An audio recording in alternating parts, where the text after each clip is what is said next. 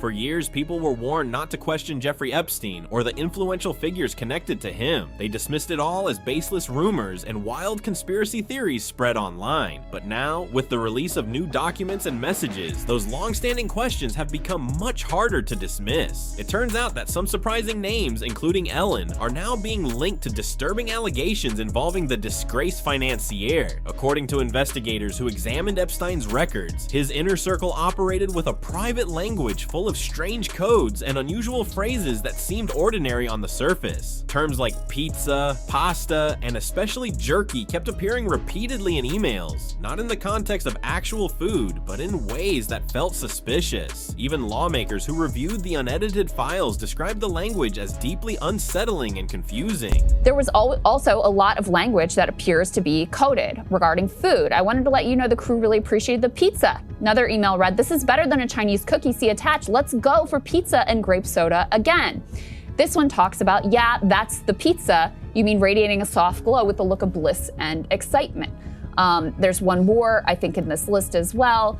"Sorry, I have no stomach for even the slightest aggro. I don't have the stomach for it for any drama, imaginary or real. I'm still fragile off the last one and scared of shadows." This is in response to some videos that were shared where Jeffrey Epstein himself says, "I watched all of these videos, don't send any more." And then Ghislaine is like, "I can't stomach any of this." What the fuck did you send that Jeffrey Epstein was like, "No more"? Congresswoman Anna Paulina Luna confirmed that these emails contained coded phrases and descriptions involving minors. She stated clearly that the way these words were used was not normal, and that jerky in particular did not sound like food at all when read in context. A forensic expert later suggested that these were likely euphemisms for something far more sinister. Earlier, I'll give you another example here, referencing human meat. It could be for scientific research, could be something else that's even sicker. But there's more emails here talking about beef jerky. Have you had time to go through those? There's one here. "Thank you so much. Super cool.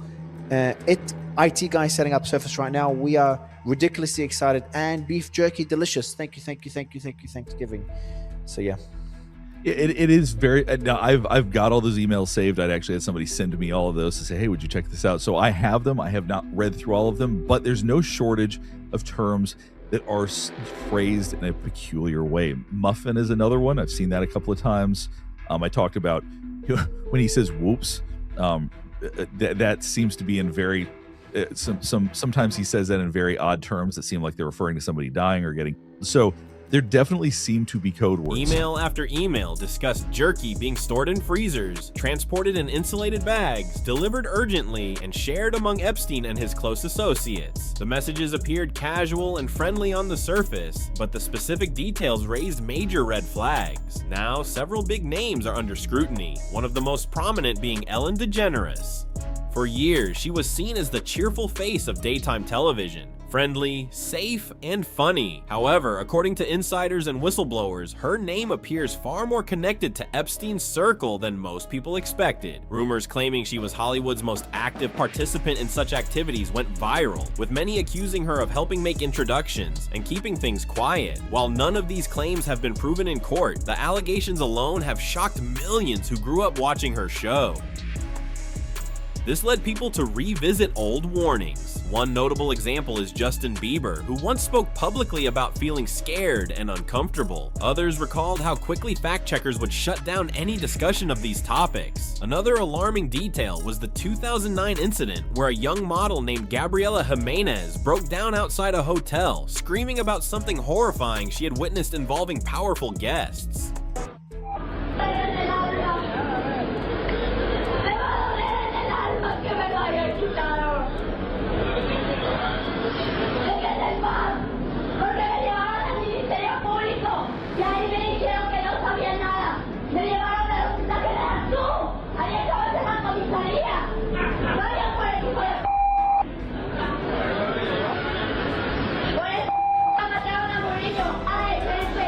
Me dijeron, aquí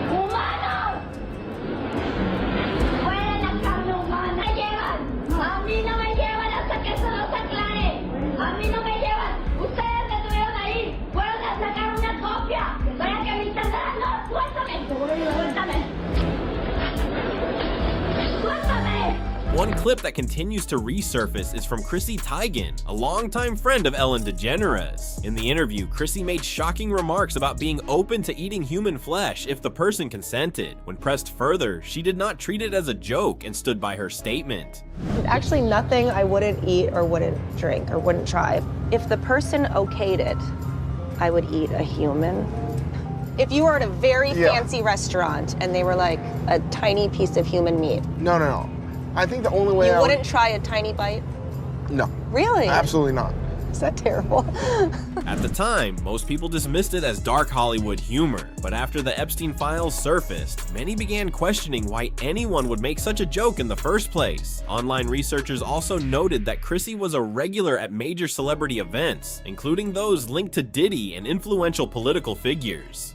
Another element that drew attention was the rare disease called Kuru, first identified in the 20th century among certain tribes in Papua New Guinea. It is caused by prions, damaged proteins that attack the brain, leading to tremors, loss of muscle control, and speech difficulties. When an old video of Jeffrey Epstein showing unusual mouth movements surfaced, many online users began speculating about a possible connection to Kuru. Medical experts cautioned that it is impossible to diagnose such a complex condition from a short clip. Yet the speculation spread rapidly. I know I'm about to sound completely insane, but just hear me out. This pertains to the Epstein files, the Clintons, and cannibalism, and I feel completely fine and am totally okay.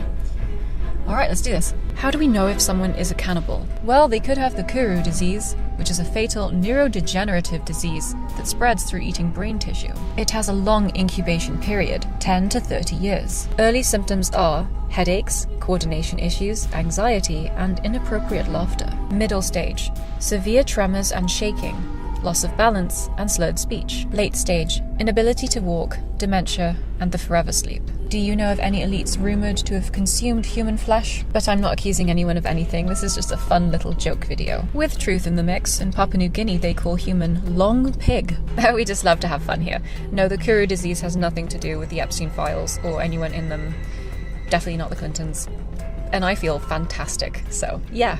Have a good day. Okay, thanks. Supporters of these theories point out that powerful individuals often step away from public life citing health reasons. They argue that when elites suddenly disappear from view, it naturally raises questions. On one hand, there are serious court-proven crimes directly tied to Epstein. On the other, there is a wave of online speculation, extreme theories, and viral clips that blend facts with unproven claims. In the middle are well-known faces from Hollywood and politics. In August 2025, fresh allegations emerged. 5 years after the original workplace scandal that ended Ellen's show, a former cameraman spoke to the Daily Mail describing a tense and uncomfortable environment. He claimed Ellen did not treat male staffers well, that the show had high turnover among male employees, and that there were as many as 9 different stage managers in a single season. He mentioned the so-called Ellen gaze. When she was angry, her eyes would narrow and her expression would tighten, making staff feel intimidated. At the same time, he described her wife Portia as kind and friendly. He also noted that if a male employee got too comfortable chatting with Portia, it reportedly upset Ellen. Interestingly, reports from late 2024 suggested that Ellen and Portia had quietly left the United States after Donald Trump's election victory. While some called it a political move, not everyone accepted that explanation. Elon Musk responded to a post hinting that the departure might be connected to her past social ties with Diddy, who is facing serious legal issues. The pressure around Ellen was no longer just online rumors. It was coming from inside her own show as well. That summer, 36 former employees spoke out about a toxic workplace, including allegations of harassment and misconduct involving executive producers. The story gained massive attention after BuzzFeed News published a detailed report. Ellen later sent a memo to staff apologizing for what had happened. Welcome to season 18 of the Ellen DeGeneres Show.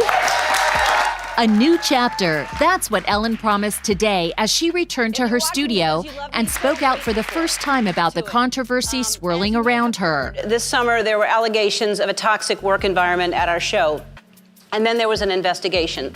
I learned that things happened here that never should have happened. She apologized and promised to do better. The truth is, I am that person that you see on TV. I am also a lot of other things. Sometimes I get sad, I get mad, I get anxious, I get frustrated, I get impatient, and I am working on all of that. I am a work in progress. And if I've ever let someone down, if I've ever hurt their feelings, I am so sorry for that. But one former Ellen producer isn't buying it. Hedda Muscat worked on The Ellen Show back in 2003. Phony, liar, hypocrite. That's my reaction. She's known about this for 17 years. She's created this culture. I was there from day one.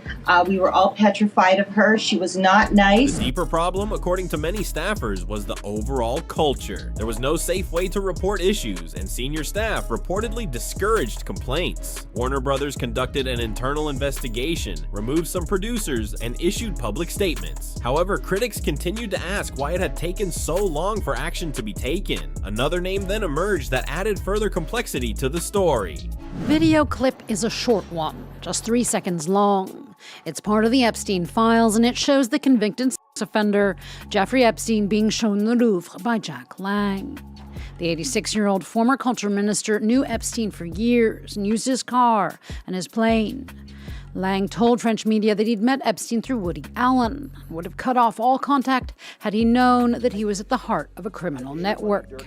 But Lang's family ties to Epstein go beyond casual acquaintances. The French investigative site Mediapart revealed that Epstein opened an offshore account in the U.S. Virgin Islands in 2016, and half of the shares were owned by Caroline Lang, the former minister's daughter. Her name is also in Epstein's will, signed 2 days just before his death in prison. He promised her $5 million. Caroline Lang has also responded to the site, saying the offshore account was meant for art investments, but she was never paid by Epstein or invested financially in it. Mediapart also said that Lang did not declare the St. Thomas account to the French tax authority. Lang has since resigned from her new post as the head of a film producers group. In June 2025, comedian Margaret Cho revealed on a podcast that Ellen had been unkind behind the scenes. Cho said they had known each other for years from the stand-up comedy circuit, but when she appeared on Ellen's talk show, she was treated as if they had never met before. What, Ellen?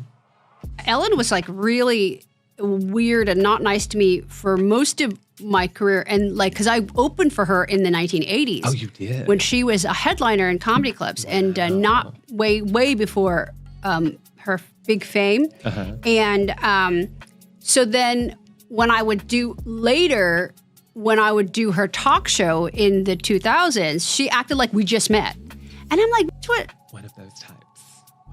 I'm like, what? Like that's weird. Like right. it's like we go way back. What? Like it's so creepy and weird, but you know, also the other thing was David Bowie had been on the show, and he was so excited that the night before that I had come to his show wearing this giant Chinese emperor outfit. He was really thrilled about it, and he talked at length about it. And she cut it out of the show, which made me so mad. And the producer, who's a really good friend of mine, had to call me and tell me, I can't believe she did this, but she cut it out of the show. But you need to know that he was going on and on about your outfit. He loves you. God said your name. So petty. Which is so rude. That is so gross. I don't know if it was personal. Maybe it was for time. Right. But still, I'm going to take it personally just because I decided to. You should have sent her a note and said, send me the footage. I'll post it to my YouTube. I know it exists somewhere. The real truth appears to lie somewhere between confirmed facts, personal conflicts, internet speculation, and the genuine pain of people who say they were mistreated. What do you think the truth is? Let us know in the comments below.